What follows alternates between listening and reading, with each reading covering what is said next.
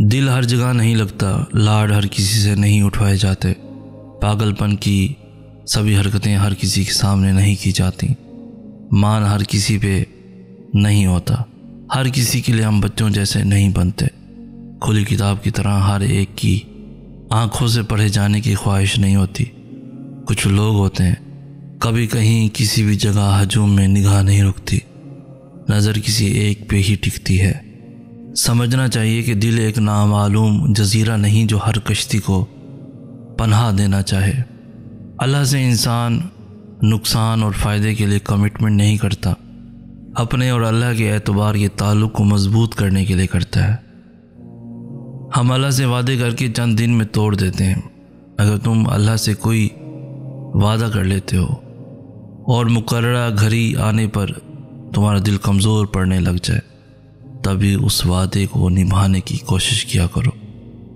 अल्लाह को तुमसे कोई भी चीज़ छीन लेना मकसूद नहीं है, वो सिर्फ तुम्हें खो देने के खौफ और पा लेने की लालच से आज़ाद करके एक मजबूत इंसान बनाना चाहता है। हम अपने वादों को जितना ज़्यादा निभाएंगे उतने मजबूत बनेंगे और आखिर में अल्लाह खुद ही कोई राह निकाल के हमें हमारी महबूब शय लौटा देगा।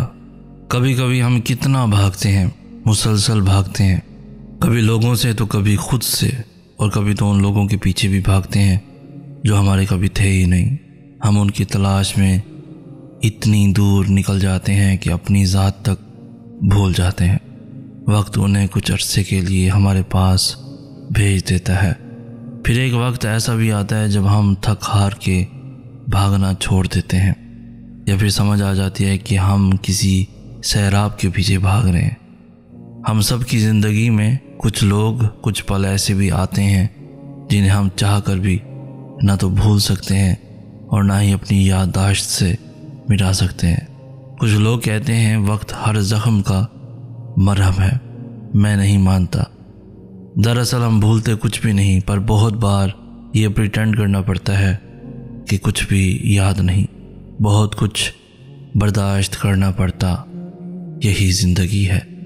जो बातें पी गया मैं, वही बातें खा गई मुझको।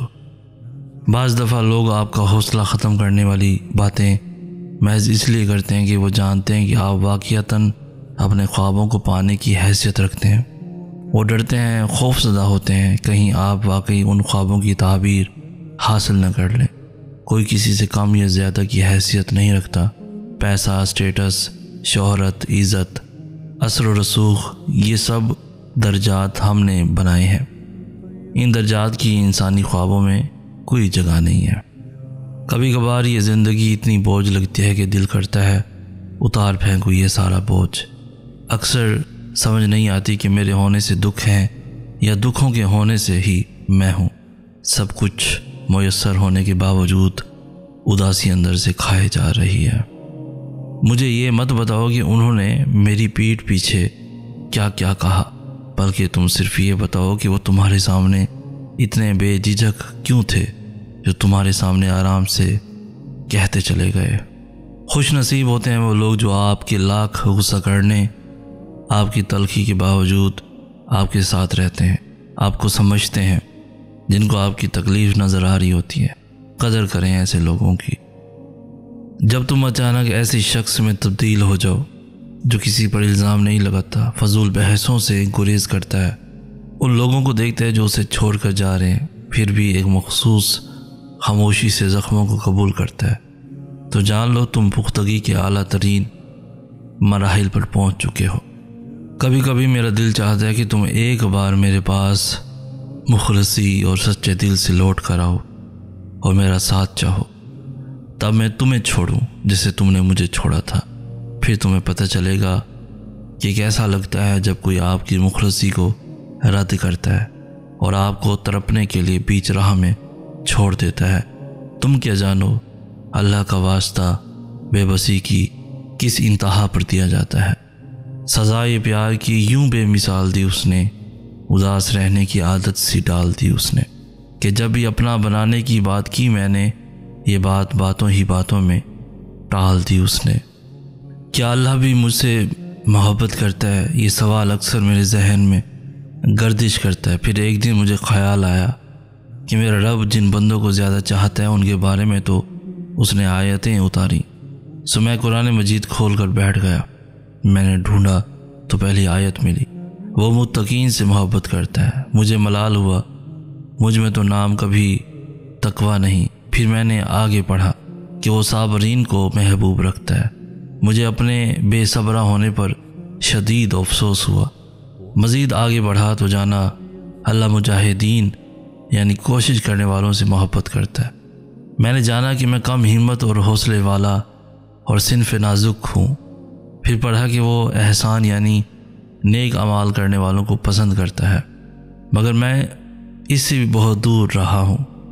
फिर मैंने अपनी तलाश तर्क करने का फ़ैसला किया, इस डर से कि अब शायद मेरे पास ऐसा कुछ भी नहीं जिसके बाइस अल्लाह मुझसे मोहब्बत करे।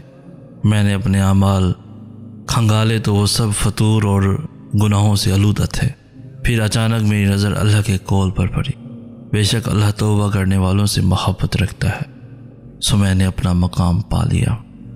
तुम खुद अपनी दुआओं से ही अपना मुकद्दर लिखते हो और तुम्हारी दुआएं ही तुम तक वो सब ले आती हैं जो तुम्हारा नसीब भी तुम्हें नहीं दे पाता। अल्लाह पाक तुम्हें तुम्हारी दुआओं के ज़रिए ही आज़माता है। वो ताख़ीर इसलिए करता है ताकि तुम्हारा यकीन देख सके। वो तुम्हें नामुमकिन के वसवसों में उलझाता ही इसलिए है ताकि तुम्हें मुमकिन की तरफ उसकी जानिब खींच कर ले जाए।